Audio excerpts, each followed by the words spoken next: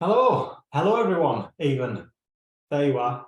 So today it's going to be hopefully a short session and it's short in its nature because we're going to cover buzz sessions, a great way for you to engage and coordinate and understand exactly what's going on in your business and ensure that your people are continuously engaged and actively contributing and providing direct feedback from the customer into your business, and also contributing and providing direct feedback as to their own contribution into the success of the business. Now, buzz sessions, you will have seen them before, but they may not have been called buzz sessions. So they originated from a guy called Phillips, 66 or 66, where he originally formed 6 people that would meet for 6 people in large groups of 20 to 100. And what it does is it allows for you to engage an entire audience of people that wouldn't ordinarily have been engaged if you would have just presented to them. And so asking them to break out and go and establish some form of agenda for them to go away, discuss it, write something down and record it and contribute to the overall meeting, then you're able to obtain a lot more feedback than you would have originally. So you will have done this at seminars, you may have done it in webinars, even virtually, where you have like a breakout session with a number of different people and you're given an agenda point to discuss, and then you appoint a focal person to be a vocal person to be able to come back and present your findings back into the group. So these buzz sessions, these were created in 1948. So we've been doing them all this time. Now, what we're going to do is we're going to use buzz sessions as a way to actively engage our people, not just for that one workshop or that one seminar, but continuously throughout the business life cycle and through the growth cycle that we covered in another session.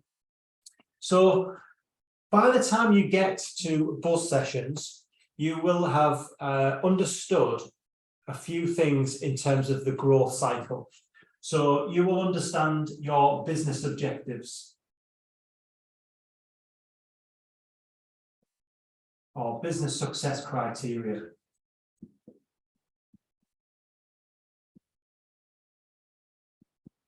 You may have allocated a sales target, a margin target, a people target, an engagement target in terms of your customers and your people. And you will understand what success looks like for your business in 1, 2, 3, 4, 5 years. You will have also understood what customer value means.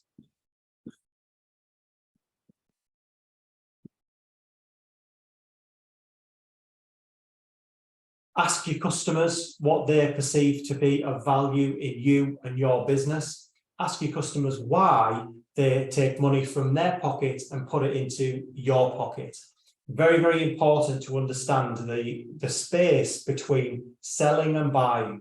And then you're able to target, taking into account the success criteria of your business, the key customer value drivers as to why they take money from their pocket and put it in yours.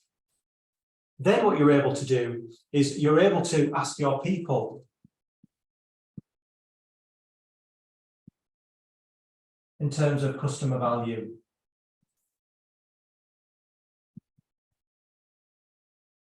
Understand what your people are telling you for what they perceive to be customer value. And also the most important thing is that business, leadership teams, business owners, teams of people, if you don't have a hierarchy as such, but all of you in the organization know and understand what customer value is. Now, what you're able to establish here is, from this point, understanding business value, business success criteria, customer value, and what people perceive to be customer value, you're then able to establish a key vision for the success of the business. And your vision has your definite purpose, your plan for the future, and also your core values. And you know that they're all linked to the success of the business, and it aids daily decision making because you understand the key business criteria that you want to succeed in, what customer value is for you to focus on. Your people are aware, and what you know from your people, what they perceive to be of customer value as well. So you can then start to put in place a key mission.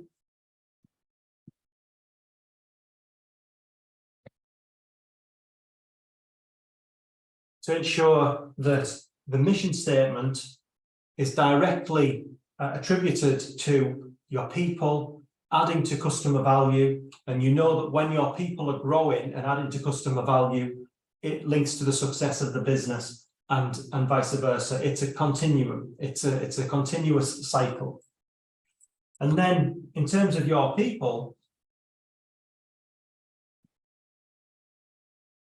it's up to you how much you want to disclose in terms of the actual commercial criteria and success criteria of the business. You might not want every single employee knowing, if you're a private company, what your margins are. If you're a public company, what your reported margins are. Again, you might not want to publicize that directly to every single employee. You might just want to continue with your operation moving forward.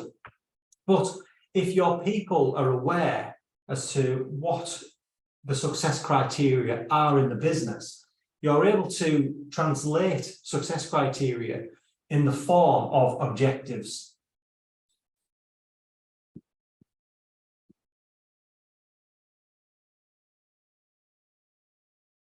Okay, and now what you're able to establish here is from business success criteria, your business plan, budget, revenue, margin targets, number of customers, number of people targets. You're fully aligned as to what customer value is. Your people know exactly what customer value is, and you have established that entire piece of feedback, translated into the vision, which then gives the mission statement into the people, delivering customer value, and then individual objectives for people and teams for them to be able to be evaluated against the success criteria of the business.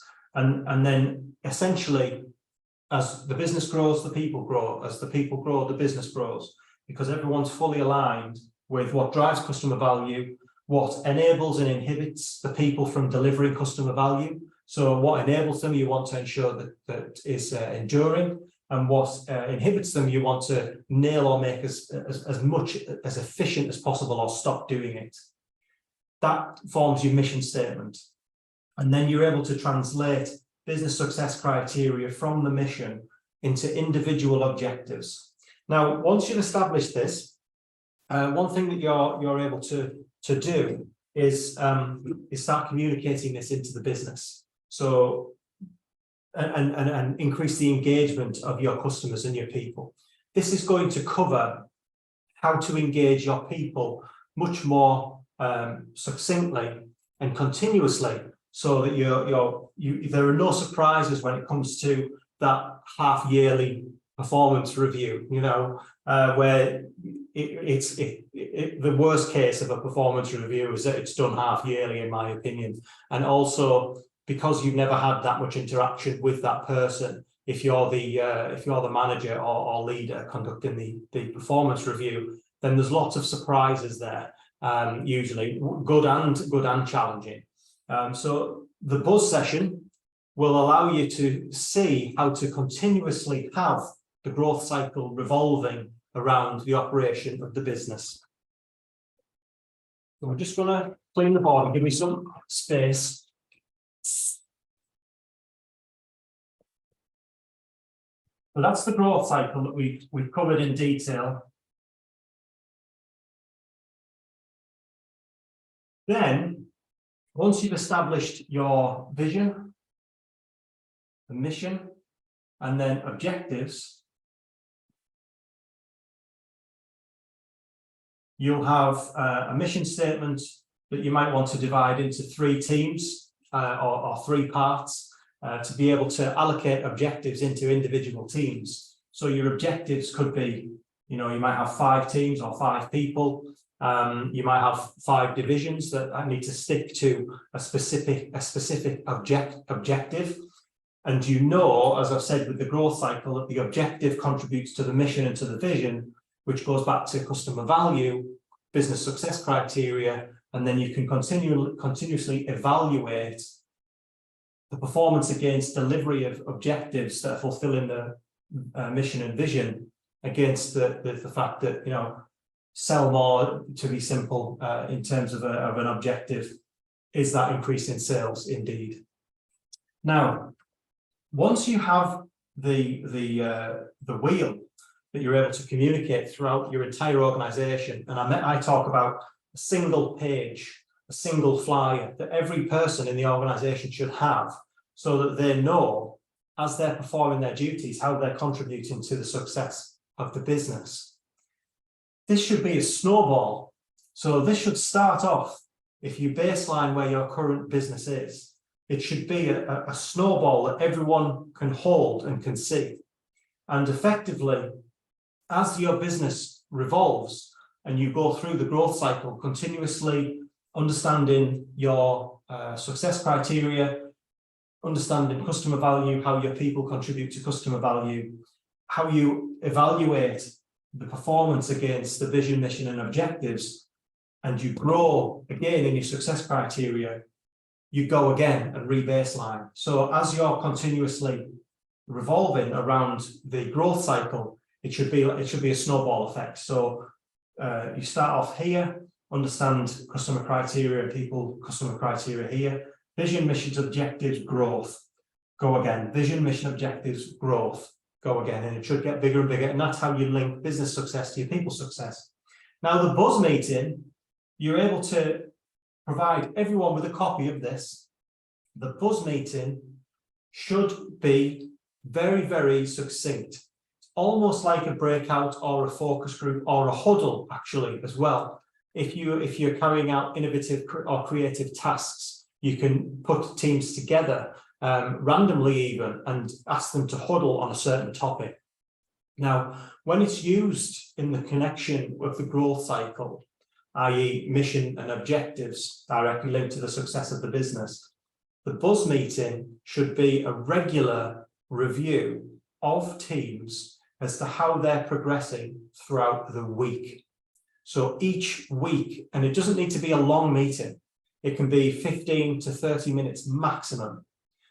So the key with the buzz meeting is that there's no surprises. You assign a leader.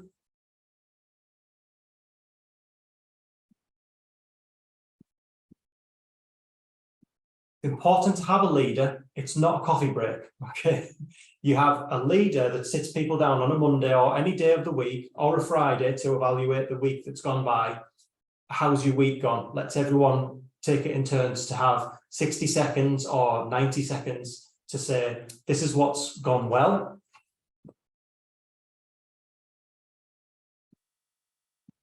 Challenges.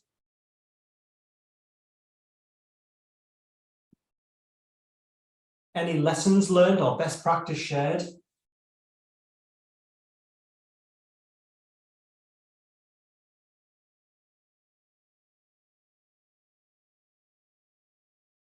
And then any support needed.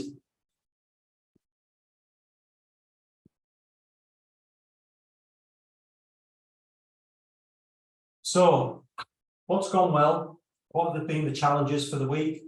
What have you learned, or how have you overcome any challenges? And then, is there any support required? Now, that's very, very important.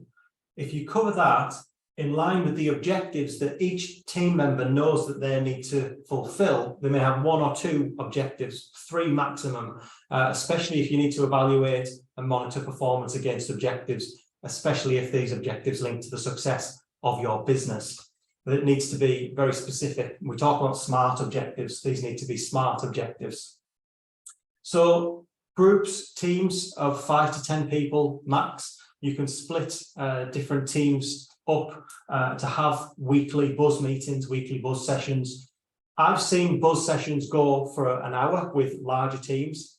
for me, it becomes inefficient. People pay it lip service. They don't necessarily actively contribute towards the buzz meeting itself. And that's why it's really important to be able to assign a leader, have an agenda, ideally linked to the objective,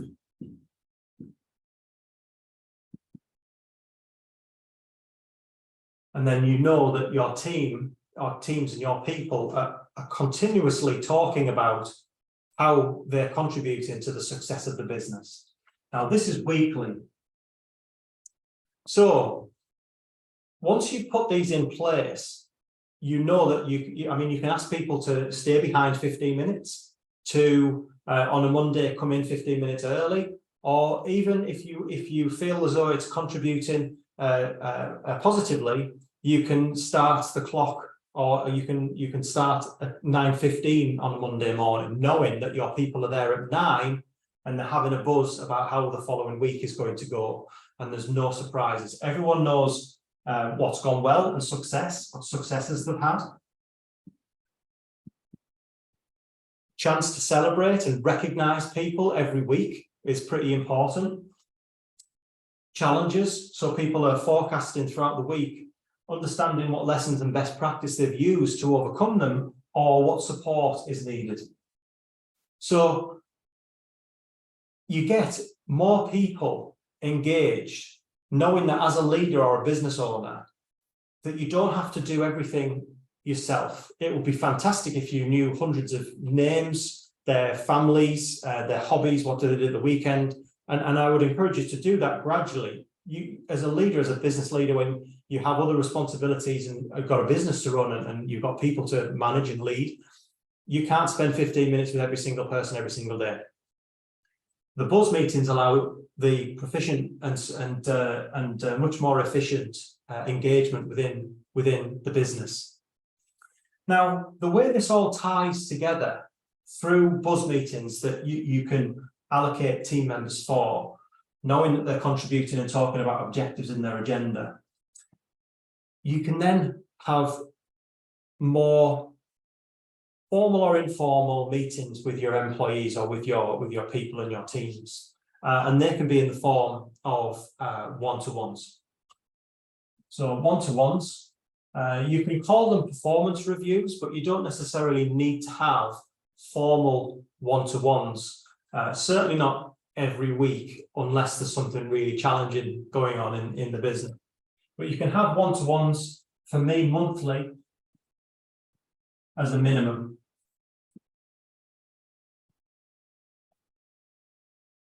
That's a chance for your people to say, this is the support I need, and for you to address it if you're the leader or manager in the one-to-one. Also, if there's support needed that can be treated or mitigated, and the person who's raised it can be supported, that's another benefit of the buzz meeting. If it's something that needs to be escalated, if it's an issue that needs more formal application, HR, management leadership, some personal things that need to be addressed, then bring the one-to-one forward, ideally. So then you have your one-to-one monthly. So you've got weekly buzz sessions for 15-10 minutes of your teams talking about their contribution and their forecasted week as to how they're going to contribute to the success of the business. You then have monthly one-to-ones, knowing that a lot of this is taken care of in terms of the business. Here, it's the opportunity then for you to really get to know the person. And it should be about one-to-one. It should be about these two people in the meeting. Address work if it's necessary, but the one-to-one is: are you happy? Are you ambitious? You're very talented. We want to recognise your talents, and what do you do at the weekend? For example, they like playing golf. So the next success that they have that maybe passes some form of milestone for the business, you know that they'll appreciate some form of golf. Or you don't get those nuances and those kind of sense of being without having the one-to-ones. You don't get them even if you have the one-to-ones and all you talk about is business. So that's a good reason for the buzz meetings. We used to call them buzz for business because that's where you address the business and performance, how everyone's going to work together as a team. Then maybe as a leadership team or as a business focus where you address and evaluate the objectives that you set yourself for the business and the commercial success factors for the company, you can do these quarterly business reviews. That's when you can continuously evaluate them. The reason why I would suggest you do these quarterly is because you will have had one-to-ones with your team, or your managers will have had one-to-ones with your team if you're a larger team. I've put in place this globally, knowing that there'll be hundreds of thousands of people, tens of thousands of people that at site level, at a specific location, buzz meetings will be happening, one-to-ones will be happening, and then in the quarterly business review, all of the sites come together in a region, and then there's a second quarterly business review for a national, then there's a global business review. Everything feeds in together, the growth cycle, okay? Quarterly business review, then you guessed it, annual business review, where you look at accounts and you look at setting new targets, you look at promotions, look at budgets, look at sales pipeline hit rates, your success rate, marketing budgets. That annual meeting will write itself if you're conducting buzz meetings, one-to-ones, quarterly business reviews, and then get into your annual reviews. So you'll have buzz feeding into one-to-ones, feeding into quarterly business reviews, feeding into annual business reviews. AVR, QBR, one-to-ones, and buzz. Knowing that after the annual business review, there may be new objectives. So you go back to the growth cycle because you've grown. And this is an engagement loop, feedback loop, evaluation loop, whatever kind of phrase you use. The whole point of the strategy smith is to turn strategy into action. When we're going to be the next McKinsey, right? We don't deliver a report that holds up cobwebs on your desk that's made with hundreds of slides of stock, apparently. So buzz sessions, one-to-ones, QBRs, AVRs, where you can directly see the contribution of your people to the success of the business, reevaluate that in the one-to-ones, QBRs, and annual business reviews.